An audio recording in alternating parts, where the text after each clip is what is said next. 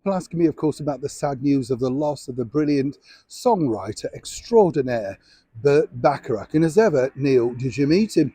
Well, you know the response by now, don't you? Of course, I met the brilliant Burt Bacharach. Now, I don't know about you, but I remember sort of coming into his music really probably as a child because you heard a lot of it, played in department stores, particularly things like Magic Moments and Raindrops Keep Falling on Your Head, because they're just kind of those ditty songs out there that stick in your head a bit like an earworm. But I was fascinated when I met Bert myself about how he came up with all of those songs, as you can imagine. So as ever, let me explain. Good morning, Neil Sean here in the very heart of London. And as ever, thank you so much for your company. Yes, sad loss with Burt Bacharach.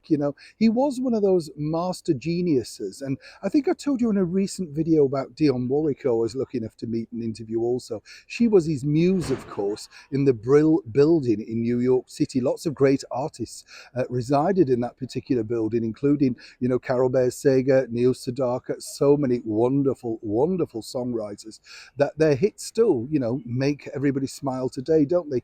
I think the thing with Burt was, it's a bit like everybody, isn't it? You get stuck in a generational thing, 60s and 70s. And do you remember that title, Easy Listening? What's wrong with easy listening? Why do you want it to be hard listening? Do you know what I mean? I find that weird. But, when I met Bert, well, as I say, I was fascinated and lucky enough to know him just for a short period. But I wanted to know what it was like working with the brilliant Marlene Dietrich. He was her musical director for many years.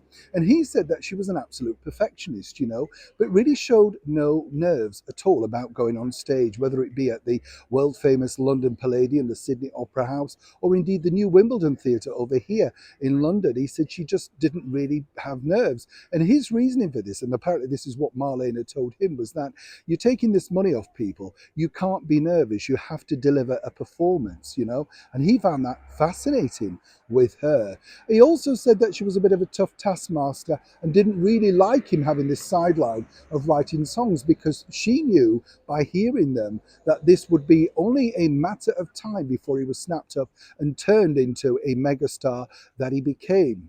Bert himself was last in London a couple of years ago for a celebration of his work at the Prince Edward Theatre. That's when we last hooked up.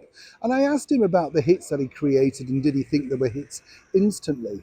He told me no, what he only really wanted to do was create songs that meant something to people, titles that meant something.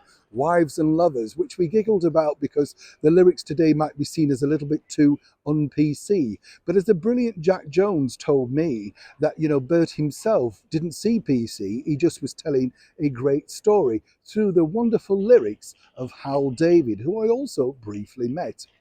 Now, a lot of people say, well, how did you meet all of these people, Neil? Well, I was working in the music industry at the time. So you did get to intertwine with some of those wonderful greats that, you kind of think, oh, is that you? Oh, right, I didn't realize. And that wasn't the case, of course, with Bert. He was simply a megastar. He loved the fact that he was asked to appear in Austin Powers movies alongside the very talented Mike Myers because that brought him back to a whole new, brilliant, fresh generation. But really, for Bert, the biggest thing was he simply loved songwriting. He said that was his passion. That was the thing that he got up for every single day. If there was a hit, even better, but it wasn't necessarily imperative. Dionne Warwick, though, told me this, and I think I've shared this with you before, so correct me if I'm wrong, but she said that Bert loved to use all sorts of intricacies when writing songs, black notes, bridge moves, all of that sort of thing, things you wouldn't necessarily associate with, of course, the brilliant songwriting of a pop song. And she said that Bert's songs were some of the hardest songs that she ever had to learn or indeed perform. But as she also pointed out, they are some of the most memorable. And for that, we have Burt Bacharach to thank for so much, as alongside, as I say, the brilliant lyricist Hal David.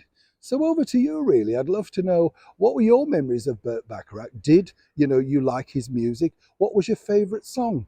Mine switches around so much, I think I was recently listening to Dionne Warwick's version of Who's Gonna Love Me.